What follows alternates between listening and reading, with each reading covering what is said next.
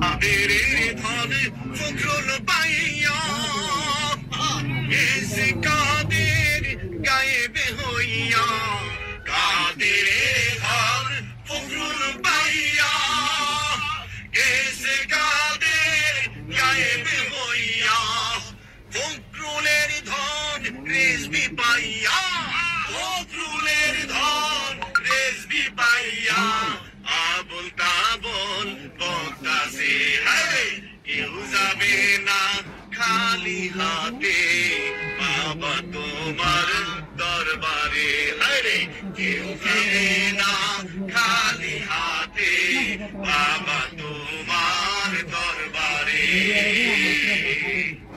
ফখরুল সাহেব অত্যন্ত সজ্জন ব্যক্তি, তাকে নিয়ে রাজনীতি করা চলবে না, ঠিক আছে? নইলে খেলা হবে নতুন খেলা।